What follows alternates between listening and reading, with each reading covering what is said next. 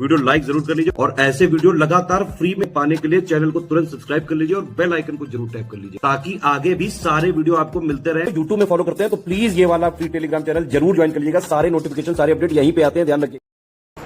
नमस्कार दोस्तों, बिहार पीसीएस के लिए हम लोग कर रहे हैं पॉलिटी के पीवाईक्यू, ये उसका नेक्स्ट लेक्चर है। तो पॉलिटी के पीवाईक्यू में आज सबसे पहला सवाल जो आपके सामने है वो ये कि which state does not have panchayat system, किस राज्य में पंचायत व्यवस्था नहीं है? नागालैंड, मिजोरम, मेघालय या केरल? तो बेहद इंपॉर्टेंट सवाल है। और देखिए, नागालैंड, मेघालय, मिजोरम, इन तीनों ही राज्यों में पंचायती राज व्यवस्था नहीं है, तो इसलिए इसका आंसर ई हो जाएगा, क्योंकि more than one of the above. ठीक है, तो नागालैंड, मिजोरम, मेघालय याद रखिएगा, यहाँ पे पंचायती राज व्यवस्था नहीं है। अगला, प्रत्येक राज्य में लोकसभा की सीटों का निर्धारण या परिसीमन आयोग द्वारा किया जाता है। इस परिसीमन को किस वर्ष तक रोक दिया गया है? डीलिमिटेशन कमीशन जिसको आप कहते हो। तो परिसीमन कब तक के लिए है रोका गया है? 2026 तक के लिए, है ना। 2026 में फिर होगा। इसके बाद है सर्वोच्च न्यायालय क्या है? The supreme court is. तो सुप्रीम कोर्ट फेडरल कोर्ट है, प्रोटेक्टर ऑफ ह्यूमन राइट है, फाइनल इंटरप्रेटर ऑफ कॉन्स्टिट्यूशन है या सिविल कोर्ट है? तो देखिए, सुप्रीम कोर्ट पहली चीज़ तो फेडरल कोर्ट भी है, प्रोटेक्ट भी करता है ह्यूमन राइट को और फाइनल इंटरप्रेट भी करता है, तो इसका भी आंसर ई हो जाना चाहिए। ठीक है, चलिए अगला सवाल 184 नंबर सवाल देखते हैं। पंचायतों की वित्तीय व्यवस्था की समीक्षा के लिए राज्य सरकार प्रत्येक 5 वर्षों में क्या गठित करती है ना? To review financial position of panchayat, state government constitute every 5 year, finance commission, finance committee, advisory commission या एडवाइजरी कमेटी? तो इसका सही उत्तर क्या हो जाएगा? तो इसका हो जाएगा फाइनेंस कमीशन। ठीक है, राज्य वित्त आयोग या स्टेट फाइनेंस कमीशन बनाती है हर 5 सालों में। चलिए अगला देख लेते हैं क्या कह रहे हैं। द नेशनल एजुकेशन पॉलिसी 2020, तो ये न्यूज़ में था, देखिए जब करंट अफेयर्स आया था इसका।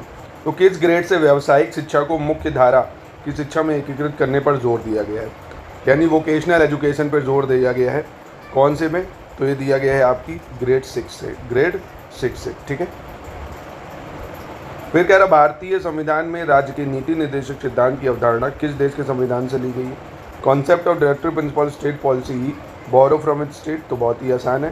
कहाँ से ली हमने? आयरलैंड से ली है। बीपीएसपी का प्रोविजन कहाँ से लिया है? आयरलैंड से लिया है। ठीक है, अगला है Sikkim become full fledge state of union of India, Sikkim भारतीय संघ का पूर्ण राज्य बन गया कब? तो सिक्किम भारत में शामिल हुआ था कब? 1975 में। कब शामिल हुआ था? 1975 में। और कॉन्स्टिट्यूशन अमेंडमेंट अगर पूछे तो 36 कॉन्स्टिट्यूशन अमेंडमेंट 1975। ठीक है, उसके बाद कह रहा है कॉलेजियम प्रणाली के बारे में कौन सा कथन पर सही है, ये आपको बताना है। सुप्रीम कोर्ट कॉलेजियम एक 5 सदस्यीय निकाय है जिसकी अध्यक्षता भारत के मौजूदा मुख्य न्यायाधीश करते हैं और उस समय इसमें न्यायालय में कार्यरत 4 अन्य वरिष्ठ न्यायाधीश शामिल होते हैं, पहली चीज़। दूसरा, संसद ने विधि द्वारा कॉलेजियम प्रणाली का आरंभ किया है। उच्चतम न्यायालय और उच्च न्यायालयों के न्यायाधीशों की नियुक्ति कॉलेजियम प्रणालियों के माध्यम से ही होती है। और कॉलेजियम प्रणाली की शुरुआत 1993 में न्यायाधीश PN भगवती के ऐतिहासिक फर्स्ट जज मामले के उपलक्ष्य में हुई थी। तो यहाँ पे देखिए, सिर्फ पहला और तीसरा सही हो जाएगा। कॉलेजियम में 5 होते हैं जज, ये ठीक है, और यही लोग हाई कोर्ट और सुप्रीम कोर्ट के जज चुनते हैं। ठीक है, जो प्रेसिडेंट को भेजते हैं, प्रेसिडेंट को उन्हीं को अपॉइंट करना पड़ता है। तो ये एक बहुत बड़ा लूप होल है भारत में, बहुत बड़ा नेपोटिज्म का कारण है ये, है ना। हाई कोर्ट या सुप्रीम कोर्ट सब में तो बोलते हैं चेंजमेंट करो, पर खुद नहीं करते हैं। चलिए अगला देखते हैं। 189 क्या कह रहा है? कह रहा है भारतीय संविधान के 42वें संशोधन के संबंध में कौन सा सही है बताना है आपको। तो इसमें प्रस्तावना में 3 शब्द जोड़े गए थे, समाजवाद, धर्मनिरपेक्ष, अखंडता। इसने संविधान में 8 मौलिक कर्तव्य जोड़े थे। इसने नए नीति जो निदेशक सिद्धांत है वो जोड़े, 39 है, 43 है, 47। और इसके द्वारा राष्ट्रपति को चुनाव आयोग के परामर्श से राज्य विधानसभाओं या मंडलों के सदस्यों को अयोग्य घोषित करने के अधिकार प्राप्त हैं। तो देखिए, इसमें से आपको गलत बताना है कौन सा गलत। तो पहली चीज़ तो दूसरा गलत हो जाएगा, है ना। 8 मौलिक कर्तव्य नहीं जोड़े गए थे, 10 मौलिक कर्तव्य जोड़े गए थे।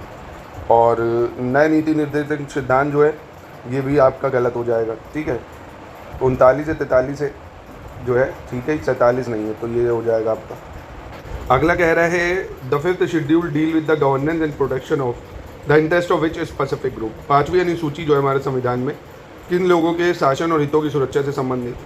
तो 5th शेड्यूल आपको पता होगा, शेड्यूल ट्राइब के लिए है ना, शेड्यूल ट्राइब और शेड्यूल एरिया के स्पेशल एडमिनिस्ट्रेशन के लिए। और वहीं 6ठी अनुसूची स्पेशल जो मतलब असम, मेघालय, त्रिपुरा, मिजोरम, AMTM, यहाँ पे जितने भी शेड्यूल ट्राइब हैं उनके प्रोटेक्शन के लिए छठी अनुसूची है। ठीक है, तो ये हो गया आपके संपूर्ण बिहार पीसीएस के PYQ खत्म। अब मैं आपको हिस्ट्री के PYQ कराऊँ या साइंस के, मुझे कमेंट बॉक्स में आप बता दीजिए, तो हम लोग उसको शुरू कर लेंगे। और संपूर्ण बिहार पीसीएस की तैयारी एकदम शुरुआत से आप कर सकते हैं स्टडी फॉर सिविल सर्विसेज को ज्वाइन करके।